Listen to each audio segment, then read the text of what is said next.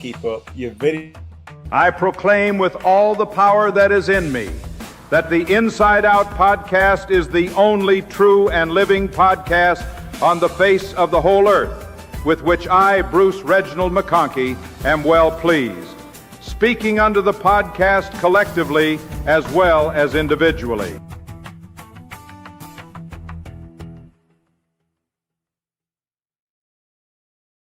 There we go. That was Bruce Reginald McConkie. His real name, the real Bruce R. McConkie, is Bruce Red McConkie. So that should have been a signal to you that that was not the real Bruce R. McConkie, just so people know. And we got, we were talking about this even before we went live, that got a message from, this is a guy that was in my ward growing up, and insisted that the teaser that I posted today with Elder Stevenson was wildly disrespectful to the church, and it's never appropriate to poke fun at a general authority. So are you in agreement on that score? I think God has a sense of humor. Otherwise, he wouldn't have made me, right? And, you know, we can be too serious, I think, in the church. Humor is a gift. It's a God-given gift. We need to use it. I think it's completely appropriate to have a little bit of fun. It's tongue-in-cheek. Let's not be too serious. I appreciate what people are saying. They have an opinion. But humor is very, very, very important to have. We're living in a very serious world. We've got to be able to laugh and have fun and not take each other too seriously. No, I agree. Well, I know that the church is... Oh, yeah, Clayton Settle is here, and he says, did you get in trouble for the Stevenson video? I didn't get in trouble, but somebody was upset by it. And I thought it was very, very clear. I don't know if people realize this, but Elder Stevenson did genuinely announce that President Oaks is Dallas Harris Oaks, which I just thought was funny. And so I made a quick little AI video with Elder Stevenson saying, that's right, I said Dallas instead of Dallin. The guy who complained said that he had seen a video somewhere else of Wendy Nelson speaking about her husband being a false prophet. And I can see how I suppose that video would be problematic. And I know the church is concerned about AI and how AI is used. And there have been some talks about it. So I had a fake Bruce R. McConkie video here. Bruce R. McConkie's been dead for 40 years. So I don't know. Is the Mighty Jor says, howdy. Howdy, Mighty Jor. Let's see. Let's show the comments on the stage here. So people, you bring comments up on the screen. There you go, Jim. There we are. Yeah, we're getting better at this. Yes. SLC Vinyl asked if it was Reginald, because I had him as Bruce Reginald McConkie. No, it is in fact Bruce Red McConkie. Yeah, Clayton says general authorities can be made fun of. Good grief, they're not God, they're humans. Well, not only are they humans, but most of them are humans with a really good sense of humor. In fact, I put Bruce R. McConkie on there because I remember Joseph Fielding McConkie, his son, who was my mission president, had a wonderful sense of humor. And says he got it from his father. So, I mean, the idea that, we covenant not to speak evil, and I think that we shouldn't be cruel, but I don't think there was anything cruel about that video. I don't think there was anything cruel about having a silly Bruce R. McConkie call us the only true and living podcast. But, you know, humor is subjective. People respond differently, I suppose. Yeah, we're made in the image of God, right? We have a sense of humor. You know, humor is different across different parts of the world, different cultures. But humor is very important. You and I tracked it for 2 years, solid, in the rain, in Scotland, 10 hours a day. And if you didn't have a sense of humor back then, you'd go crazy. And also, humor got me through the doors into the homes.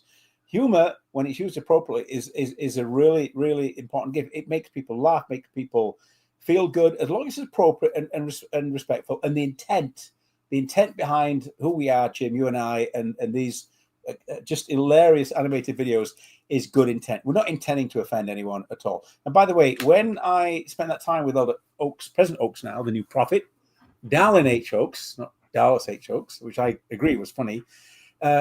President Oaks has a sense of humor. We spent a weekend with him, and we were kind of having a little bit of fun. And he presided at the conference, and he gave us a review of I conducted at the state conference, and he presided. And basically, no, I didn't conduct. I'm trying to remember. Did I conduct? I can't remember. But I spoke, and he talked about the humor that we brought into our introductions in the conference as a new presidency. And he, I talked about him trying to escape his calling into a state presidency when I was in the UK. But and he kind of caught up with me. So privately, he's got a sense of humor, and publicly, he's got a sense of humor as well. It's dry, which I quite like. It's a British kind of dry. But yeah, these men and these women have a sense of humor, and yeah, so it's important to have that balance. So I don't think I don't think we've no intention of offending anyone. That's not the plan. But humor is important, and on Inside Out is here to stay. We have fun, right? I think we do this. Why do we do this? We do it to help people. We do it to help people navigate all kinds of issues. But we also, Jim, we enjoy this. We don't get paid. We have fun. We have a sense of humor. I laugh at you. You laugh at you. And, we have fun. And, life, you've got to enjoy life, right? Absolutely. Bruce says, I bet you $5 President Oaks and the other 13 are still joking gleefully about the Dallas Oaks misspeak. Absolutely. I agree. The great model in the church for humor, as far as I'm concerned, was Gordon B. Hinckley. And I had 2 personal interactions with him that I will never forget. He came to the University of Southern California Institute.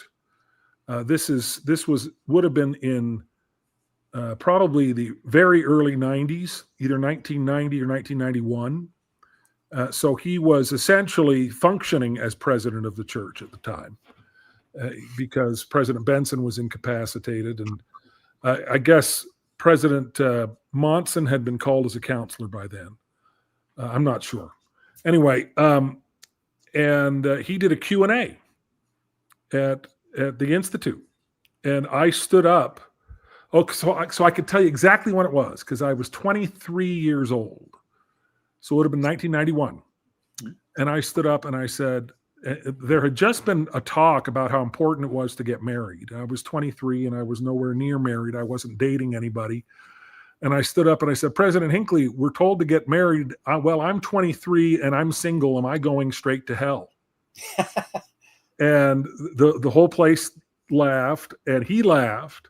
And he said, well, you may be taking a detour. You're not going straight to hell, but you may be taking a detour.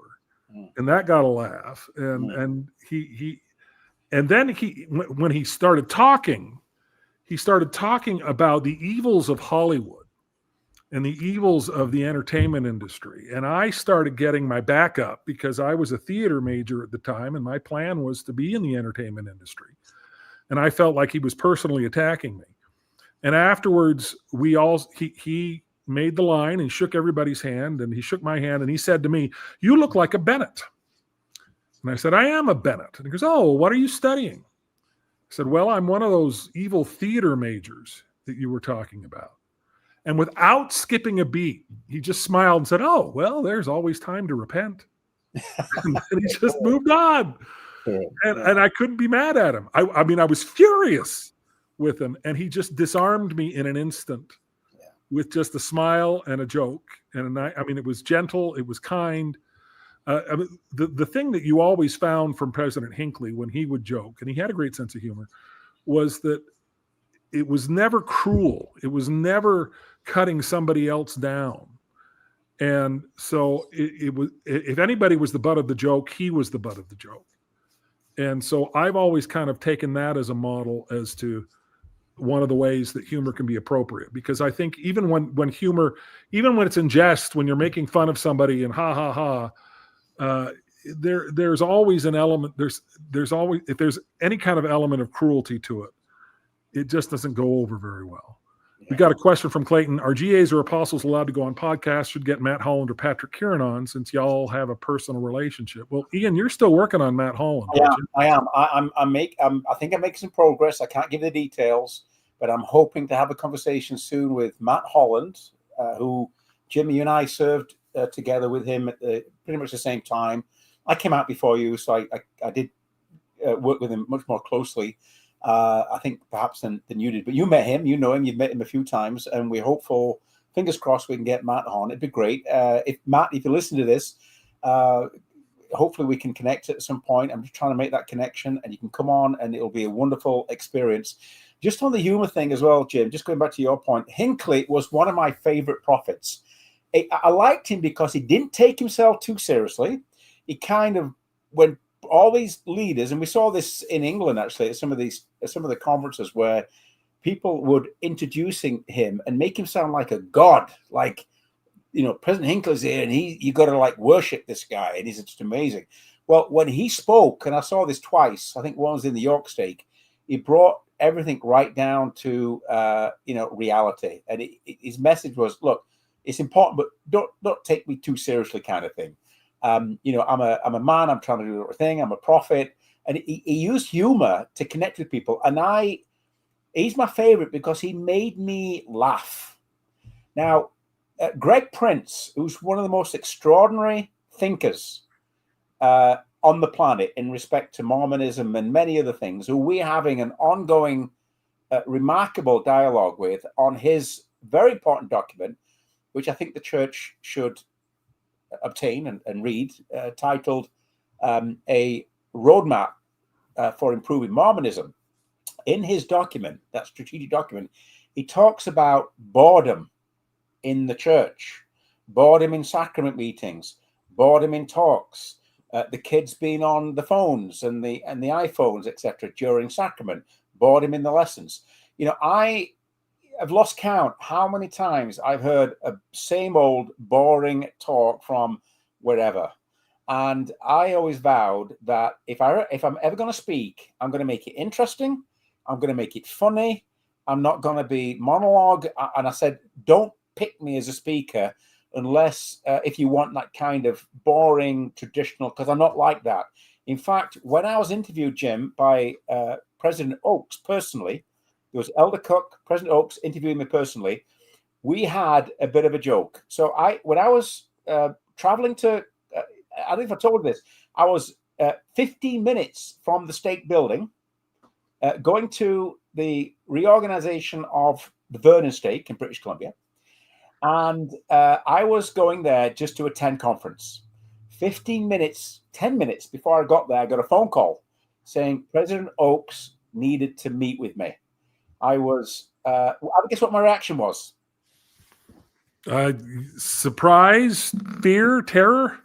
No fear, no terror, a little bit peed off, only because, I'll tell you why, I didn't want to be the stake president. I hadn't been there a year, and I didn't want to be a counselor.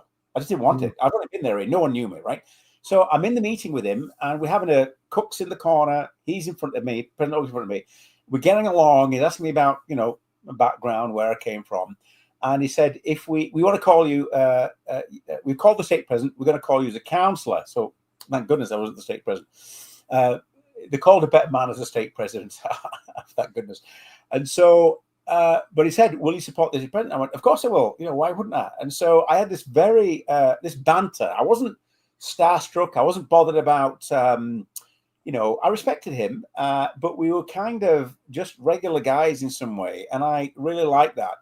So it might surprise people, but Oakes has got this down to earth grounding about him. In fact, just one other thing I want to say, and I'll hand it back to you.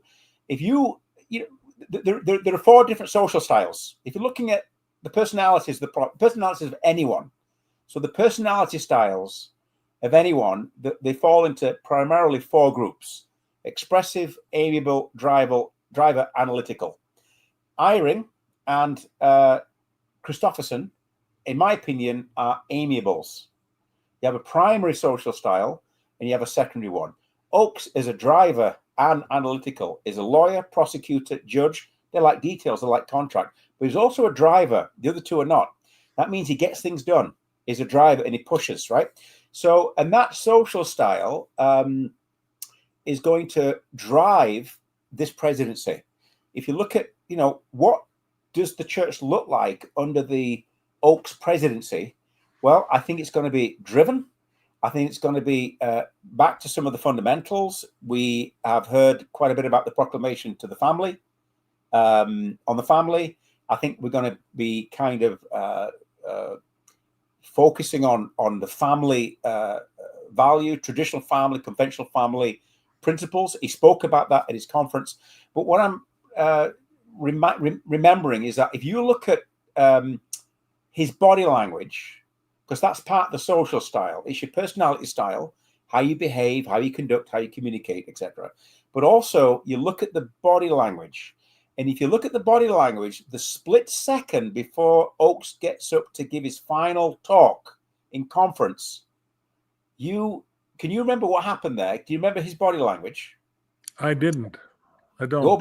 Go back and take a look. For a split second, you see him breathe in, he sighs. You can see the full weight of this responsibility on him. And he's been in that First Presidency for a long time. He's been an apostle for a long time. Was it 1985 he's been an apostle? Right? 85. Uh-huh. 85. The guy's been around the block, right? As a judge, is a seasoned guy, right? But if you look that split second before he stands up, there's some signs in his body language of humility, of the weight of this calling resting upon him. You can see a physical reaction. I noticed it. I went back and played it, and I've not seen that in him before in conference. And he wasn't like that when he came to reorganize our state. I think you're going to have some great qualities come out of it. Strength, leadership, focus on fundamentals. So he's going to speak to a certain group of people in the church. I don't think we're going to see any major changes with regards to LGBTQ. We're going to be better down on the on the family as a driver personality. We might see more excommunications, more pushing back against people who are so-called apostates. And so I don't think we're going to see any serious change in that respect. We've got a pause now on temples. I think the focus is on completing the planning of existing temples and completing the construction. And the other thing I want to throw out to you as well is how's he going to measure growth, right? How is an Oaks presidency going to measure and report growth and as the church accelerates or advances in the world? Because do you know who's behind the Hastening the Work initiative? So he had this Hastening the Work program that he introduced in our speak, and that was Oaks's idea. His big focus back then was hastening and accelerating the work. That was his focus. So what's he going to do there? What's the presidency going to look like under him? How is he going to hasten the work? How is he going to measure and report growth? So a few things there to think about. All right. Well, we had a bunch of comments here. But first of all, I want to, Bruce Butcher said, I got a haircut. I did. I got it in Chicago. I've been in Chicago the last few days because my twin boys ran the Chicago Marathon. And so I skipped music and the spoken word and the tab choir, which is why I have a bit of a beard. I'm allowed to grow a beard when I'm not there, but I'm going to have to shave it off tomorrow. But Clayton asked, do either of you have insight into Christofferson on LGBT since his brother is gay? Is he going to be more accommodating or more of a hard liner? That's a really good question. And I'll give you as much of an answer as I can. I mean, the short answer is I don't know. The longer answer is a bit more complicated because I am acquainted with both Elder Christofferson, now President Christofferson, and Tom Christofferson. And in fact, I was in the choir. It was one of my first conferences in the choir. And President Oaks gave his talk about the two great commandments and how loving your neighbor is important, but you need to love God first, because if you love your LGBTQ neighbors too much, you're in danger of taking love away from God. Now, President Oaks has moved on from that idea. But when he first gave that talk, it really, really shook me. And I thought, oh, this is just awful. And I was back then, this was before the Salt Lake Temple began its renovation. And so the tunnel from the church office building to the tabernacle to the conference center was still operational. It hasn't been for years now. But I was going through that tunnel, and Tom Christofferson was walking the other way. I don't know what he was doing down there, but I pulled him aside. I said, Tom, talk me off the ledge here. That talk was just so frightening. And Tom said, well, I know, at least I've heard it, but I also knew he was going to give it. And so I went out and had dinner during that conference. It was during the women's conference. And so I just knew it was going to upset me and I wasn't going to listen to it. He said, I think he's kind of out on a limb there because he's not getting enough support from the rest of the quorum. And so he's trying very hard to sort of stake out a more hardline approach. Now that was 5 years ago, at least, maybe more. And Tom Christofferson made the point then that, one talk by one leader does not constitute the entire church's stand. And he made it very clear that behind the scenes, there are still a great many divisions on that score.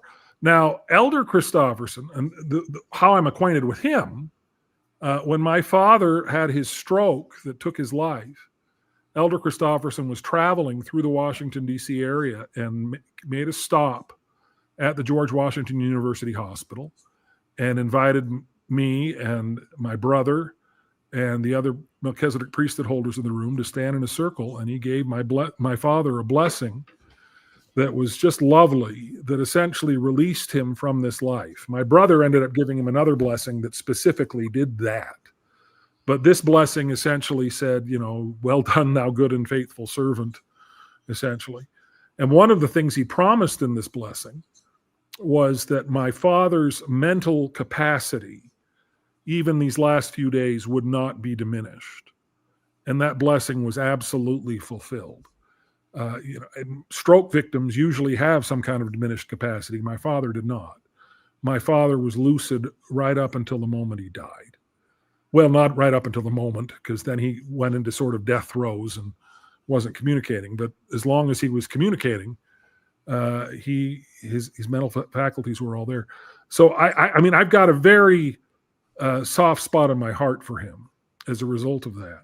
But with regard to LGBTQ issues, one of the things, if you want to see somebody look more uncomfortable than anybody has ever looked in the history of the world, go back to 2015, and the day after the exclusion policy is announced in November that denied baptism and blessings to the children of LGBTQ parents, they trotted out Elder Christofferson, probably because he has a gay brother and has made publicly that they have a great relationship. That even as Tom Christofferson had a long-term partner, both Tom and his partner were considered full members of the family.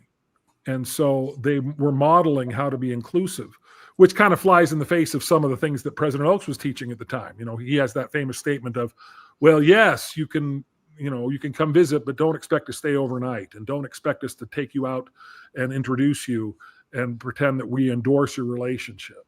I think President Oaks is backed off from that, but that's many, many, many years old as well. But they brought Elder Christofferson, and I think it was Michael Purdy, or who was ever the church spokesman at the time, just sat there and asked him questions about the policy. And Elder Christofferson just was squirming the whole time. Talk about body language. I mean, this guy was so uncomfortable, just, and trying to come up with reasons why this was a loving, wonderful policy, and clearly sort of making it up on the fly. I mean, he didn't have a lot of time. I don't think they expected this kind of pushback to be so severe and so widespread. And so his answers were really kind of weak, to be honest. But Elder Christofferson has been one of the big proponents of the Proclamation on the Family. He has given talks that are similar to President Oaks's talks about the two great commandments. And again, we backed off from that to some degree. But, it's anybody's guess what happens here now in terms of when I was talking to Spencer Kimball's grandson, who said that in the biography of Spencer W. Kimball, his son talks about the fact that Elder Kimball was a company man. He was a follower from beginning to end, had no desire to change anything, and was always just, I'm here to support my brethren. And then all of a sudden, he's elevated to the big chair, never thinking he would be, because Harold B. Lee was so much younger and so much healthier. I mean, Spencer Kimball had terrible health problems even before he became president of the church. And then Harold B. Lee died unexpectedly, and there's Spencer Kimball. And suddenly he is the leader. And suddenly he's the one who starts to wrestle with the big questions of, should we lift the priesthood and temple ban that's been in place for 125 years? And that's not something he would have ever dreamed of doing or even dreamed of advocating when he was in the 12. But once you're in that leadership position, you suddenly have a mantle. I mean, it's a cliche, but it's real. You can see it on President Oaks. You can see it. You could see it when he spoke in conference. You talk about his body language, but there is all of a sudden he's not advocating. He's not counseling. He's in charge. He's leading, and that changes people. President Benson, for instance, spent his entire time as an apostle advocating for extreme hard right political positions, then becomes president of the church, and that all goes away. It's all gone. So the idea that, okay, let's read the tea leaves, and this means that this is who Oaks is going to be and what Oaks is going to do, I think it's a fool's errand. Because, if you read the tea leaves for Russell Nelson, you would have said, this is a very, very old man who has been very orthodox and isn't really going to change anything. He's going to be a caretaker presidency. And he absolutely wasn't. He jumped in and had more energy and vigor than President Monson, who was much younger, and made all kinds of changes that I think are going to outlive him. I'm not sure if the change about Mormon is going to outlive him, but we'll see. We've got a comment here from the mighty Jor. If I remember right, Christofferson's talk this conference emphasized obedience, chastity, and adherence to establish church standards like the family proclamation seemed more hardliner. I think that's a fair assessment, particularly of that talk.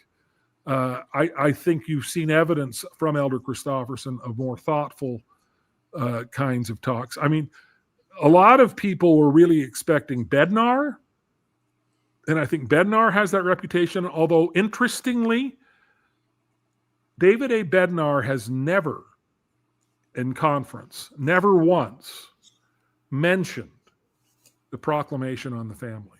I don't know what that means. I know that Elder Bednar has said many things, like he was the one who said there are no homosexual members of the church. But he has this reputation as a hardliner, but he has never mentioned the family proclamation. And there are several apostles that mention it regularly. This guy did a study. There are 7 apostles who have not ever mentioned it, including Elder Uchtdorf or Elder Kieran, but Elder Kieran's just brand new, so he hasn't had much time. But 5 apostles being Oaks and Christofferson and Anderson and I think Cook, and I think probably one other. Rasband. Rasband gave this big talk about it this last time. Those 5 mention it frequently. So we'll see. One other question. I'm here, but late Mormonism live sucked me in tonight. All right, Guy McDude, you're fine. RFM, we're poaching RFM. He was here first. So I don't know. Do you see Christofferson as a hardliner, Ian? I don't, and I think he says things, but it's how he says it. I find him very gentle in his tone, in his delivery, in his body language, in his social style. He's the kind of guy that I would feel comfortable kind of, sharing my soul with. He's very just soft and seems very gentle, even though he appears at least to have some of these hardline positions. You make an interesting point about the tea leaves thing, because there's a natural, understandable tendency to look at Oakes and the apostles and look at their history, and it's right to do so. Right? They've held these, like Benson and other people have held these various fixed positions on certain things, but there is evidence that at times these people change and their perspective changes, and that goes to something else that I've been thinking about a lot, and I think about this often, and it's very poignant at this particular time, and it goes back to my question about what does the church look like under an Oakes presidency. So we've said often on the podcasts on Inside Out that it's just a reality. We're living in a incredibly divided world, Jim, where there is fear, political violence, there is condemnation, there is discord, there is disunity, and there is a lot of anger in the world, a lot of division globally, geopolitically. It's happening in the UK, in parts of Europe. It's certainly happening in Canada, and it's certainly happening in the United States. We're at a time in our history where the world, across many areas, is deeply divided. And I'm not trying to be a doomsday or a doomsayer, but because there are many great things happening in the world, many, many great people, but we seem to be divided politically, economically. And so my question again, which I ask often, is what's the church's role in the world? What's the relevance of the church outside of its membership? It's very relevant to its membership. I get that. It's got some relevancy in Utah. It influences politics and a whole bunch of stuff in Utah. Its sphere of influence, as it gravitates away from Utah, kind of thins out and diminishes geographically. No one looks to President Oakes across the world for intervention or mediation in the same way that they do the Pope. The Catholic Church has a political arm, and it's very active and very organized, and the Pope is recognized, or at least that role is recognized, as a mediator, a position of extraordinary respect, someone that leads 2 billion Catholic members. I think that's the membership of the Catholic Church, 2.5 billion. I think the numbers are a factor for sure. But when the Pope speaks, a lot of people, maybe not everybody, they listen.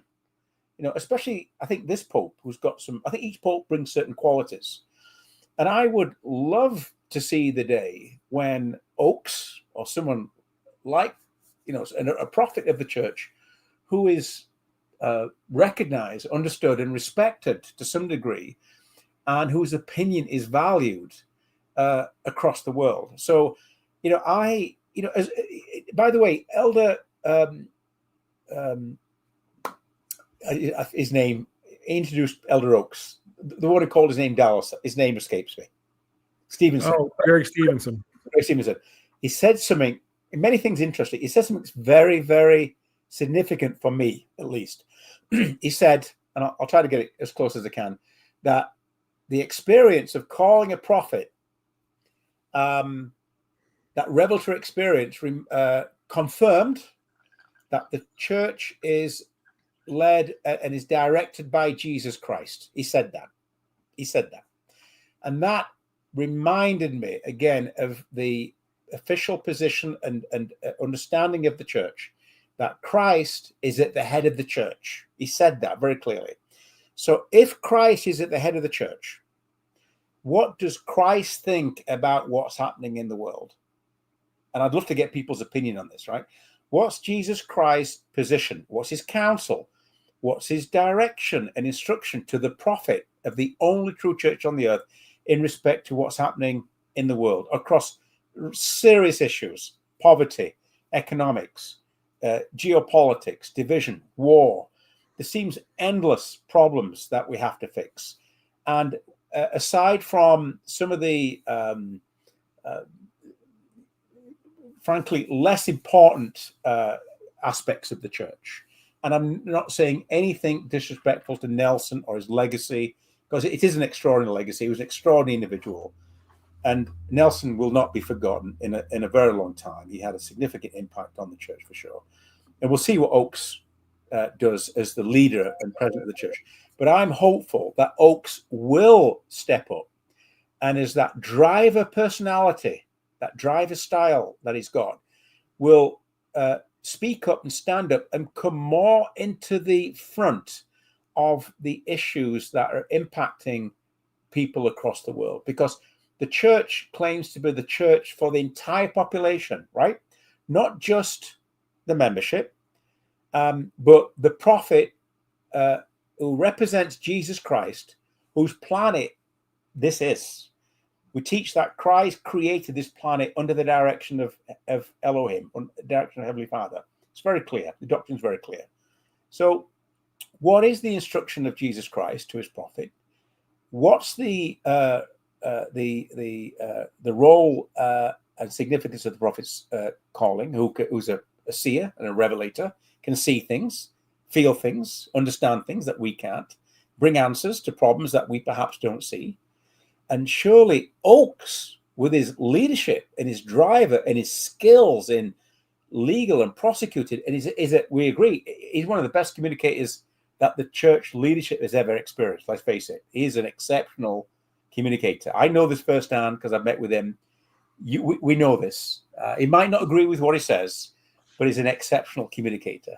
But I'm hoping that Oakes will take the church into a more relevant position and speak up about issues that are impacting, including impacting members, Latter-day Saints in the church, but impacting the world. And I'd love to hear what people think about this. Or is it just a church for the members? Is it just a church for Utah? And if it is, just say that. It's all about how you scope your organization. It's called scope. Right? Well, so Guy McDude, I put this up here. He said, Oak said they do not have the answers for many of the world's problems right now. So again, I ask, what is the value proposition? If God has not spoke, should the prophets not opine based on experience? And SLV Vinyl's response is, honestly, I think the value is in the structure of the church. Mormon theology is not anarchical and needs a structure of leadership. Q15 is valuable because their position allows greater perspective of the global church, not because they are more spiritually powerful than the rest of us. I think that's an interesting response. Clayton said a couple, well, there are a couple of comments I want to get to here. I posted this before, but I think this is Gustavo again, who's an old friend of ours. He says, I have LGBTQ relatives, and they only found comfort some time ago when Elder Christofferson said in an interview that there was no problem with going to gay weddings of loved ones. Elder Christofferson also, I want to make this point, was asked specifically if pride flags or support of gay marriage was a sign of apostasy, and his response was no. And that has given a lot of comfort to a lot of people. And, the Jacob Hansons of the world and other folks, it's like they see a pride flag and they just say, you're absolutely in apostasy. This is terrible. And Elder Christofferson did that before the church came out in favor of the Respect for Marriage Act. So there are contradictory sorts of tea leaves that we're reading here. Guy McDude says, I hear there's a kinship between lawyers. Oakes and Christofferson are both lawyers. I think there's probably some truth in that. I mean, I was hoping that Uchtdorf might get pulled back in, but I think that Christofferson is just more, they kind of speak the same language. They kind of have the same sort of vibe. Clayton says, I feel the church needs to explicitly say that it is acceptable to the Lord for a mother to work outside the home economic times are really hard, and it has not said that. Yeah, I think you're right, Clayton. That they have not. They've sent very clear signals for people who are looking for them, particularly with the calling of a General Relief Society president who has been a career lawyer her entire career, and President Oaks praised her for her career. It's the same method that whenever the church shifts gears or de-emphasizes something, they just quietly let it fade into the background. They don't explicitly say, we were wrong then, we're changing now. Very seldom do they do that. And I don't expect that they will do that here. I wish they would, but I think very much that they recognize that that's a reality. And I don't think you're going to hear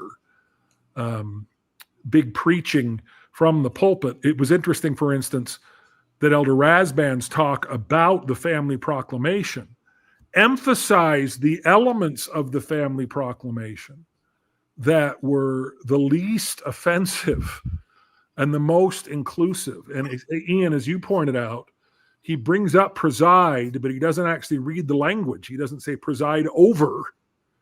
He says preside in love, trying to sort of soften that. This is again, I would much prefer a church that is willing to say, yeah, we're changing course here. But that's not how we do things. We quietly change course and hope people don't notice, and hope people that you're shaking your head, Ian. Oh well, no, I'm shaking my head in agreement because I'm shaking my head in disbelief because, there's some very intelligent people in the church, right? At the top, these are intelligent people. They're not stupid. Yeah. They're not ignorant of the facts on the ground, at least not all of them, right? And if there's anything that's constant with human nature and human experience and life, it's change and improvement and progression. Right? It's kind of inbuilt into our evolutionary system. We've changed, right? And we modify our thinking. We look at the Industrial Revolution, look at the technological revolution, look what's happened with AI in the last 2 years. Look what AI can do, right? So things are changing, and it's okay. And if they can hear this, the leaders can hear this. It's okay to change. It's okay to say, look, we did this and we kind of didn't get it right, or we got half of it right, but we're learning. We're going to get better. To me, that's good. Yeah. Don't focus on being perfect.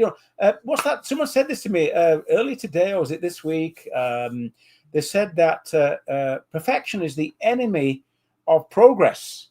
Yeah. If you're trying to get perfect right out the gate, well, you'll never get there. Look, let's focus on being a good church, a great church. Let's admit mistakes. Let's be honest. Let's be adult and grown up and saying, look, we've got polygamy wrong. We've got race in the priesthood, blacks in the priesthood wrong. And by the way, I think I hope the next apostle is going to be none other than Peter M. Johnson. And I'll tell you why in a few minutes. But let's be mature and let's admit mistakes. Let's apologize where we need to. Let's learn from those mistakes, and let's be better and mature. And let's be unafraid to have this and trust the members to have this mature conversation that, look, we're progressing, we're changing, and it's okay. I think we painted ourselves into this corner that, look, nothing changes. God's the same yesterday, today, forever. I don't believe that. I think God's fundamental values remain the same. That framework of eternal principles and, the physical and emotional, the spiritual values that governs the universe, I think they are universal. But the things in between, progression and people change, and our hearts soften, and we become kinder and more loving, more forgiving, etc. We hopefully grow and mature. That's change. And that comes through learning from our mistakes.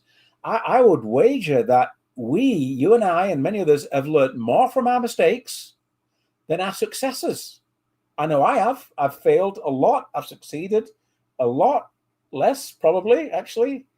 I don't be too hard on myself. I certainly know what failure is like. And I've learned, Jim, from those failures because it'd be more painful than I have the successes, right?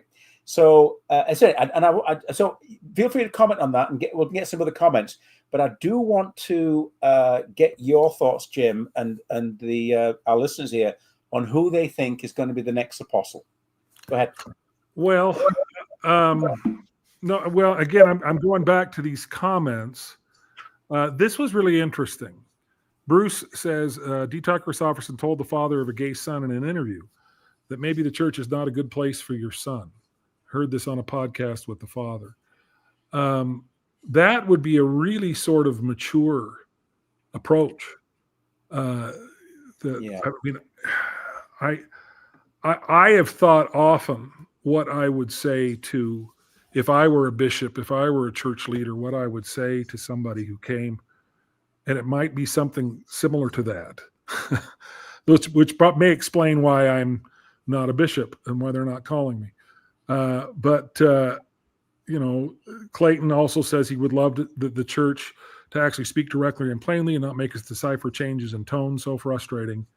Yeah. I mean, the example I always use for that is the Little Factory pamphlet, which did so much damage. And now not only do we not teach it, we've erased it in an Orwellian kind of way, that we've taken it off of the church's website.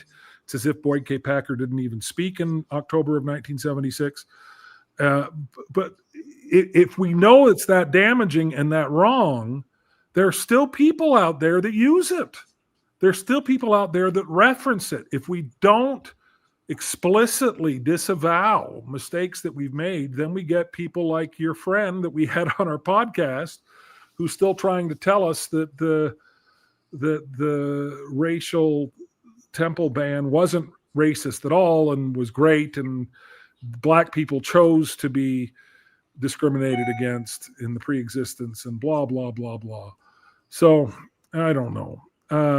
This comment that was interesting, I found it interesting that Henry Eyring expressed inadequacy and surprise that he was invited back into the First Presidency. Henry Eyring is good people. Henry Eyring went to high school with my father, and I showed him a picture of him as Jerry Lewis and my father as Dean Martin from their high school yearbook when he spoke at my father's funeral. And he mentioned that, and he says, yeah, they showed me a picture of me as Jerry Lewis. Let us never speak of this again. Very humble, very decent guy. And I've always been impressed with President Eyring, and I'm a little surprised that he was invited back in just because his health isn't good. But this is a guy who knows where the bodies are buried with the institutional knowledge. He's the last survivor of Gordon B. Hinckley's first presidency. So he is sort of the through line all the way through Monson, all the way through Nelson, all the way into Oakes. And I think that institutional memory is very valuable. Clayton says, I agree with Ian. The scripture that God is the same yesterday, today, and forever is the craziest conflict to try and merge into the restoration. I don't think that it is. I think you can say God is the same yesterday, today, and forever. It's us that are not the same yesterday, today, and forever. It is humanity as a whole that is not the same yesterday, today, and forever. And so what we are able to accommodate, I mean, how much we as a species are able to align ourselves with God. I mean, I think God thought slavery was wrong back when writers of the Bible tried to make God an advocate for slavery. I don't think it's God changed his mind on slavery. I think it's humanity grew up and figured it out and aligned themselves with God. But that's kind of, that may be nitpicking. Clayton says, did God change his mind on a little factory, or was it false doctrine? It was false doctrine. We must speak plainly that prophets have taught false doctrine. That sounds harsh, but it's absolutely true. Couldn't agree with you more, Clayton. Yeah. Guy McDude, God is the same yesterday, forever. That is to say, perfectly inconsistent and forever contradictory. Gustavo says, here in Mexico, I do see the hope they don't notice approach does work, and people look at you funny if you point out any changes, even if it's in good faith. That is an excellent point, because I can remember in 2015 thinking, aha, now we have to have this conversation now. And actually in 2019, when the 2015 policy was reversed, It's like we have to have the conversation that this was a mistake. President Nelson said this was revelation. This was, the will of God. And now we are admitting that it was wrong. And now we have to talk about it. And no, it didn't start that conversation. No. We have since our last podcast, Elder Tad Callister has died.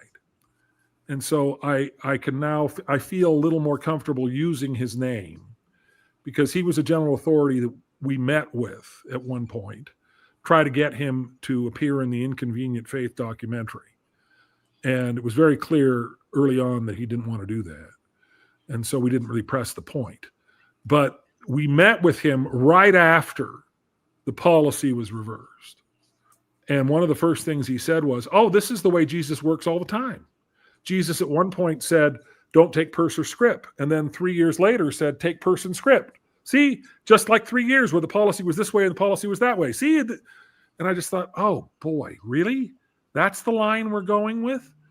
They're not analogous at all, because circumstances changed when Jesus said, don't take purse or scrip, to I'm about to die and leave you alone. Now you need to take purse and scrip. But circumstances hadn't changed. All that had changed was the outcry among the church over the November 2015 policy. So it's very frustrating. Okay. Quickly, I love Eyring. His grandson was my mission. I think Eyring's kids are more rigid than Eyring is. I think that's true, actually, because one of his kids was the dean of the MBA school when I was at BYU, and he was, I think, a whole lot more rigid than his father. He told me that his parents told him he couldn't come home early unless it was in a wooden box. Continuing Revelations turns to nothing was ever a mistake. God just reveals more. That is crappy ideology. Yes, Clayton, you are correct. So I've run through the comments here. Tell me why Peter Johnson's the next apostle, Ian. He is, he gave, this is not the only reason, but he gave this great talk conference called The Power of Ministering to the One. And again, his delivery, his spirit, his focus, and that talk resonated with me because when Oakes called us into the new stake presidency, we talked about what our focus is going to be. So as a presidency, we prayed for about and fasted quite a bit at the beginning to look at where the Lord was going to guide a new stake presidency, and relatively quickly we landed on this very subject that Elder Peter Johnson talked about at the last conference, the power of ministering to the one. And ours was finding the one, and letting no one, not forgetting, the story of Christ, the 99 sheep. Christ, it brings the sheep in as the shepherd, etc., and one is lost. And so he goes out through the rain and the snow and on the elements and keeps walking for miles until he goes to great lengths to find the one. And that was our theme. Our stake theme was finding the one, and I was very much a part of that. And it's interesting because I am exclusively outside of that. Officially, I'm not in that program. The person that helped put that together doesn't qualify to be finding the one. I've been deliberately pushed away and shunned is the word I would use. And it's interesting what Bruce said earlier about I think it was Bruce earlier, his comments about that LGBTQ people are not safe in the church. And as I was reading that and understanding, and you commented what you would do as a bishop, actually, what you'd say, and that would be the right thing to do. You don't want anyone to come to church if it's not safe. So when I was researching my issues and concerns, right, I had questions, Jim, honest questions that I was struggling with. I was shut down and reported that to the stake president, who I was his counselor. They say that President Wilkes was asking awkward questions and trying to have these conversations about the essays that were coming out in 2013 and onwards. and I shouldn't be having those asking those questions. I shouldn't be having those conversations, and it was creating doubt in members, and that the stake president should take me to task, and which he I think he did once, and kind of shut me down, and I didn't feel safe. So I can't imagine how LGBTQ people feel in the church, because it is not safe. But anyway, to go to your question, I think this talk is a reflection of who the man is, of Elder Peter M. Johnson, who he is. And in his talk, he says here, how do we become and help one another become devoted disciples of Jesus Christ? He says here, we minister to the one. Ministering in the Savior's way involves compassion, kindness, patience, and love without judgment. Remember that, without judgment. That was completely opposite to my experience. I got judged. I even had people say awful things about me and my family after we left. And it was awful. It was just a very, very terrible, sickening, just totally rejected with many of the people there. And he says here, as we minister to the one, we invite the one to come into Christ and to worship in the house of the Lord, to receive his redeeming power. In other words, we help one another become devoted disciples as we minister to the one in ways that lead to the house of the Lord. So I think he's got, listen to that talk, listen to him, the spirit that he carries. I think he'd be an extraordinary leader as an apostle. I think he would be reflective of the church as a whole, as an international church, as a multicultural church, as a church that calls people, regardless of color or background, based on other qualities, equal qualities that we all can bring to these callings. And I would love to see a black apostle in the leadership. Right now we've got a bunch of mostly white, very, very old men in the leadership. I'd love to see some younger blood come through. And I'd love to see people who are not white be called into the apostleship. And eventually, yes, I would love to see women and sisters being called into leadership positions at the ward level and certainly at the state level, and if not higher. And I don't know if I'll ever be alive to see that day. But I think to call yourself an international church, which the church does, you have to represent the international community, all these cultures, all these people. Remember, this is God's church for the world population, for the world. And there are many cultures and many extraordinary people out there which bring a richness, I think, into the church. And I think our leadership needs to reflect that. So I think he's a great candidate for I think I have a little bit of inside baseball here. Going through some of these comments, though, quickly. Clayton, I put that up there. How can you trust the prophets if Kimball taught that you could change your sexuality and the church now admits you can't? It wasn't just Kimball. It was particularly Packer, but following Kimball's lead. I think you have to embrace fallibility. I mean, embrace it, not just acknowledge it, but say, this is the process. The process is the church is going to make mistakes, just the same way individuals make mistakes. I mean, this is my whole this is what my book is about that I can't get published. But anyway, and this comment, Peter Johnson would be a logical choice for an eye on global inclusion, but I feel like racism persists deep in the highest positions of the church, making it not likely. maybe. Probably. So here's where a little bit of inside baseball comes in. My father had a conversation with Dallin Oaks about this, about representation in the 12. Dallin Oaks' response was, if you want to look at the diversity and the cultural and racial diversity in the church, look to the 70. He says the 70 is reflective of the cultural diversity, and we are mindful of that and trying to make that more inclusive. And I think that is true. I mean, you're seeing a whole lot of Hispanic 70s, people from South America and Central America, where the church is growing. And you're starting to see more 70s being called from Africa. as Africa the church is still relatively new in Africa, and so I don't know that they have the kind of leadership base, but they are very eager, I think, to do that. But President Oaks was kind of like, the Lord does not do diversity or DEI. I don't even know if he said DEI. This is before DEI became a MAGA buzzword. I mean, my father passed away in 2015 and left the Senate in 2010. So this was 20 years ago, at least. And I'm sure things have changed. But and I remember there was a time frame where 3 apostles died very quickly, and there were 3 vacancies in the Quorum of the 12 under Monson, and everybody went, "This is it. This is when we are going to see a person of color called." And we got Elder Rasband, Elder Renland, Elder Stevenson, 3 of the most white bread apostles that we have, and it was like this huge missed opportunity, and a lot of people were like, "Oh, geez."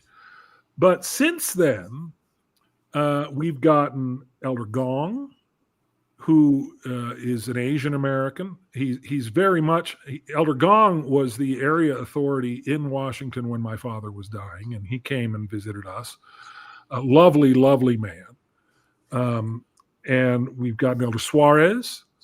And we've also gotten Elder Kieran, who is a white man, but he's European. He's a Brit, so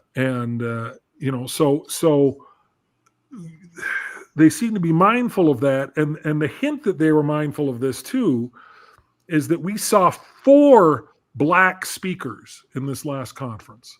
I previously said 4 men, and it was actually 3 men and 1 woman who spoke, and that seemed to be very deliberate, and they weren't from Africa. They were all American. Peter Johnson is the first African American. We've had black apostles before. I'm not apostles, I'm sorry, 70s, but never an African American. And Peter Johnson was the first African American. And the reason why I think that the fact that he was willing to confront the priesthood and temple ban and say he didn't say it was a mistake. I think he believes it was a mistake.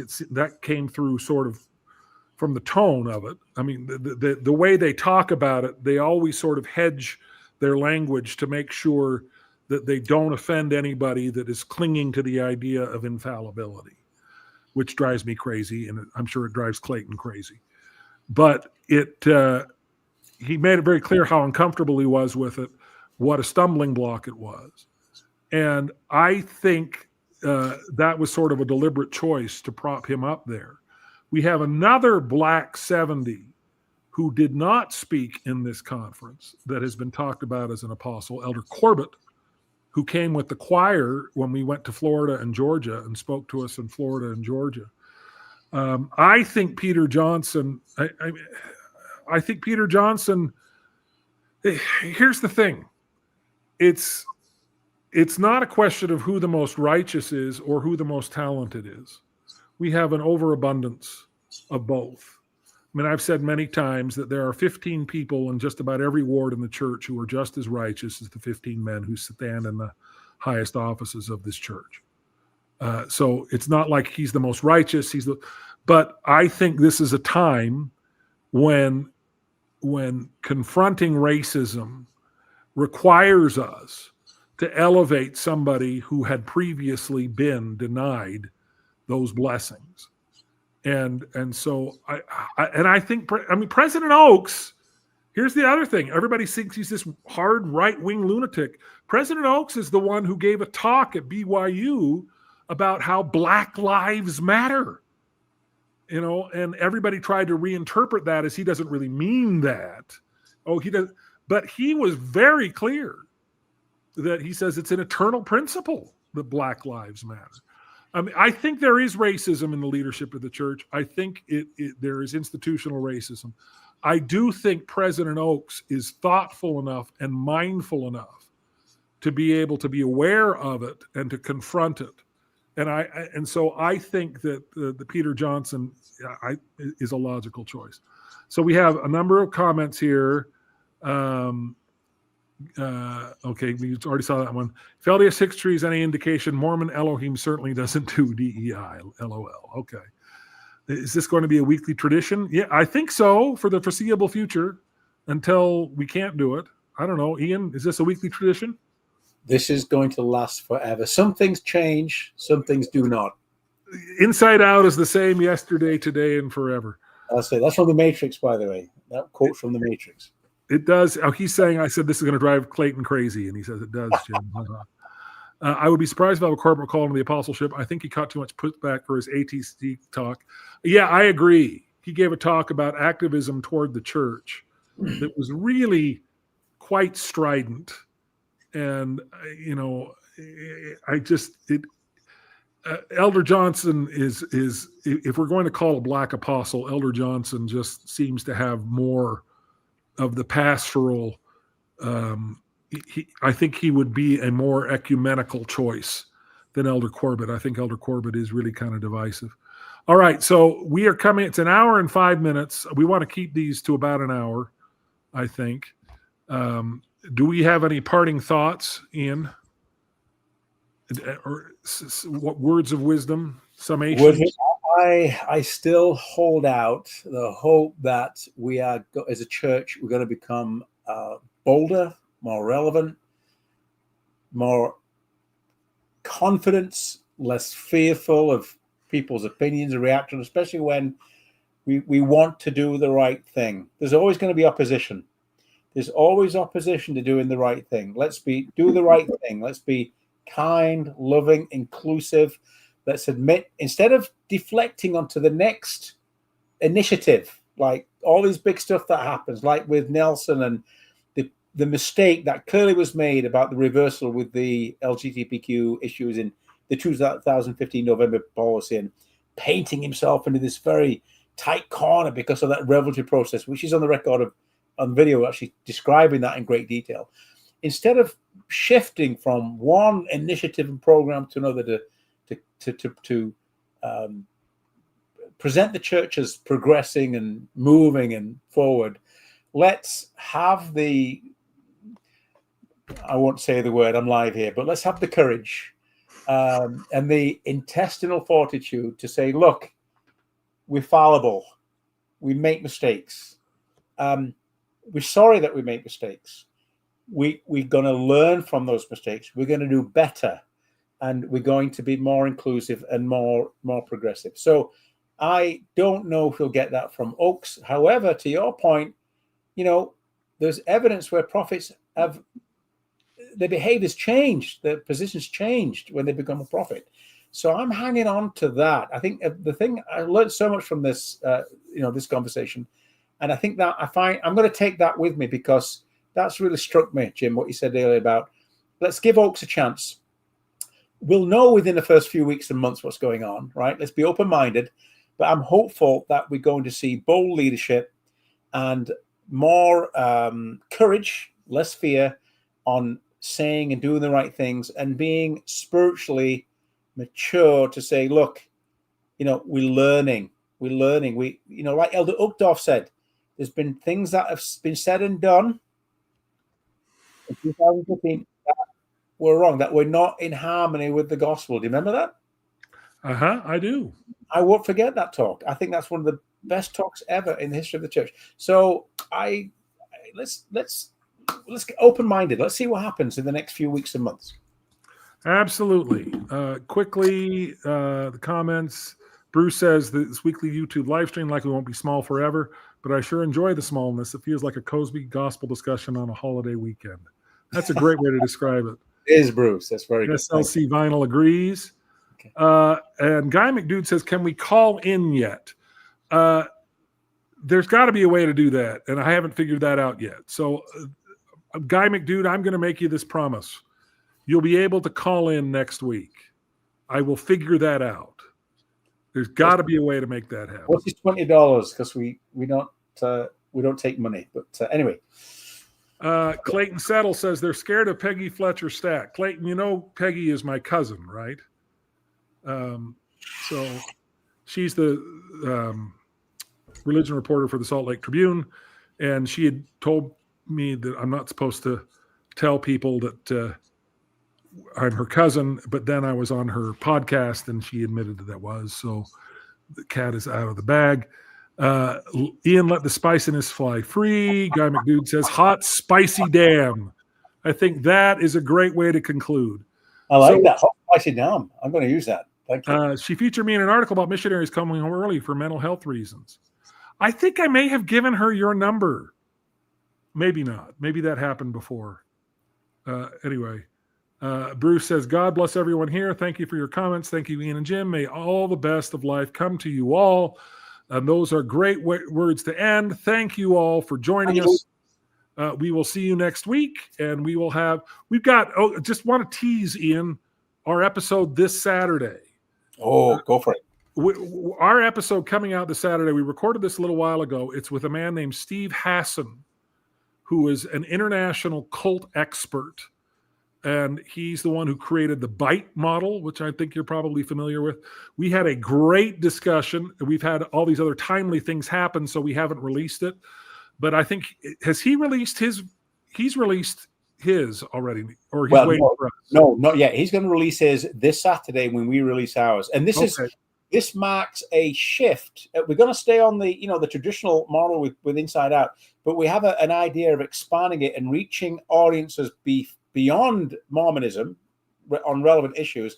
And Stephen Hassan is the first step of Inside Out having a bigger, broader conversation with an audience, frankly, that includes Mormonism, but also extends beyond Mormonism to people across other religions and other faiths globally. So it'll be an interesting podcast to watch out for this Saturday for sure. And there'll probably be an AI video that may or may not offend everybody.